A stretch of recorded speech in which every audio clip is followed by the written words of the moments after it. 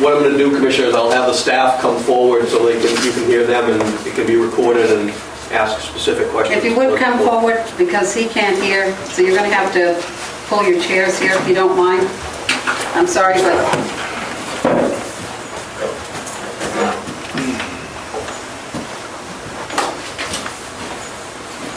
This is Lieutenant Klein, Commissioner Crowley.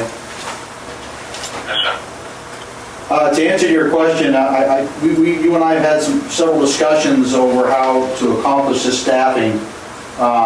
The most acceptable way to do it was to split the shifts so that there were 4-hour shifts versus a full 8-hour shift. That was more amicable to the officers because the officers would be working a 12-hour shift versus a 16-hour shift.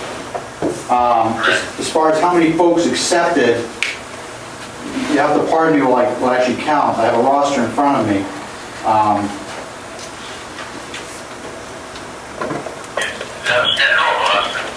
It's a roster that I did that shows accepted and forced. There are folks that accepted the overtime and there are folks that were forced into the overtime to meet the mandate of the commission. I have been forced. The shifts have been forced. The split shifts, 4 and 4.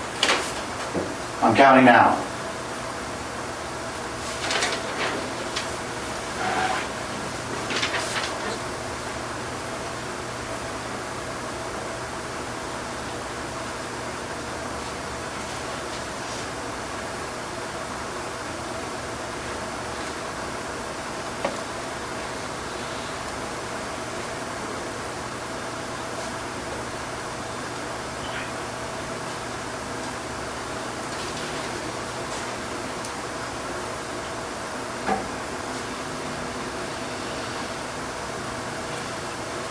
$70 is the number.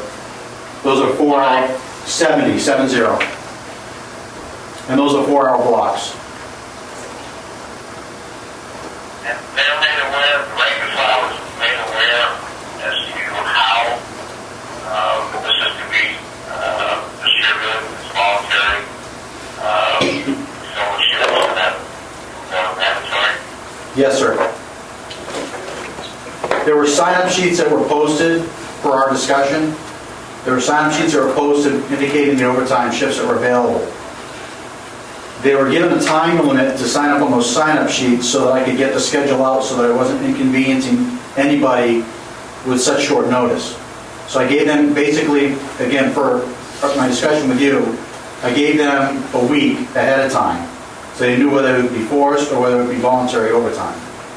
If they didn't sign up prior to that time frame, then it was a given that I would have to go with those individuals that were working either the preceding or following shifts, then I would have to assign those as necessary. So that everything was explained, laid out, put onto the bulletin board in the patrol room. For our discussion, we had to do some modifications, if you will, as far as detectives being able to work or whatnot. Detectives have actually stepped up and helped us out as much as they can. In addition to their normal work week or their work hours, their normal shifts.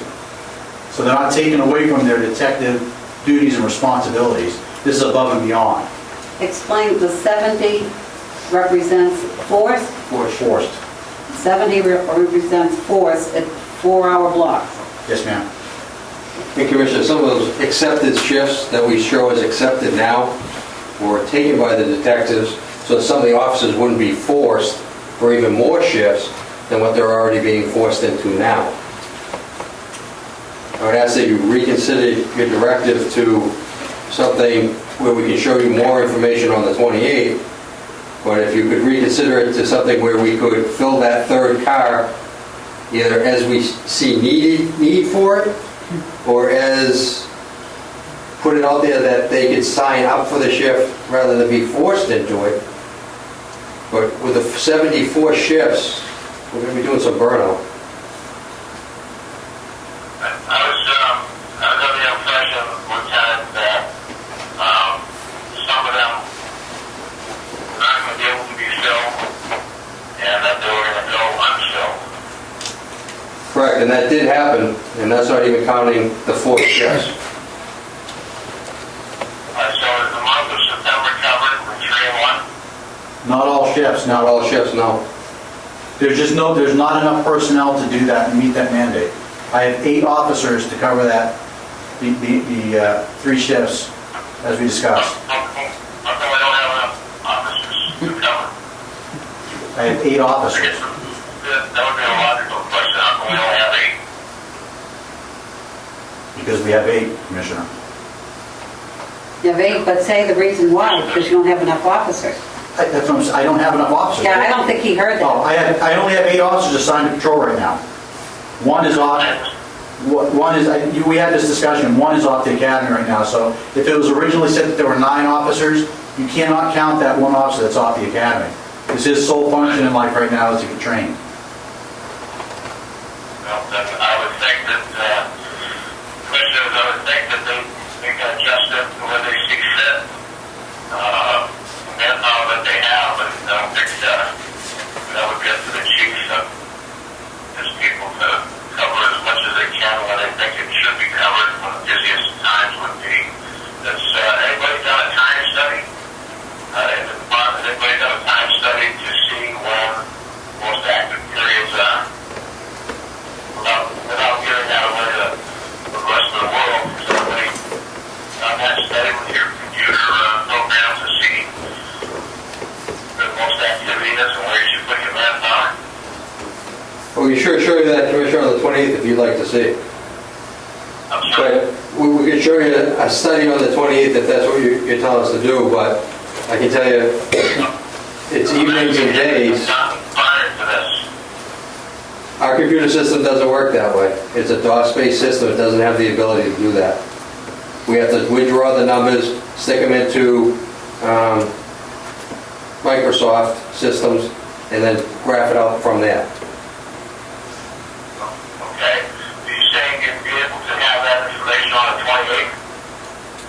If you want us to come up with that, yes, but I can tell you, from what we see in the logs, busiest times for that west side car are day shift, because we have the commercial area over there, which is shoplifters, and we also have the daytime workers. It is, Commissioner. All right. I understand that. My question was, has it been done in the past? Has anybody at PD done a study to see where your busiest times are, where to allocate your manpower accordingly? What I'm hearing is that you're saying that you could have that done at the next commission meeting, but I'm also hearing you saying that the system doesn't allow you to have to go to a whole different bunch of hoops to get that information. That's So true. the original question is, has it been done in the past prior to today? Has it been done to see where the issues are in the town of Hooksett in regards to allocating manpower? No, because we've always had the minimum amount of manpower.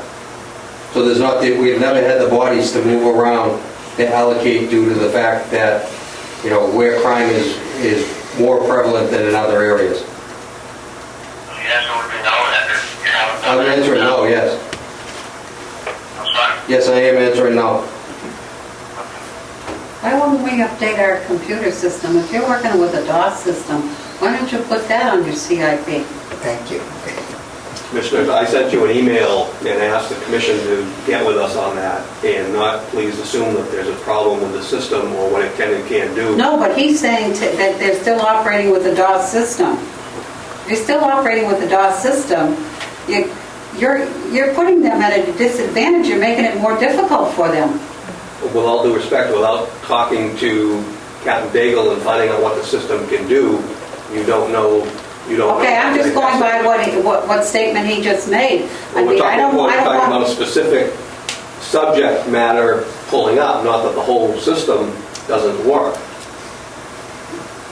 All due respect, Chief, you're asking, I understand Commissioner McHugh's question as to why don't you put that into your CIP request, your wish list, and your answer to us is, which what I'm hearing is, you want to put the ball in the Commissioner's court and ask us, what else do we want to put on this wish list? I would think that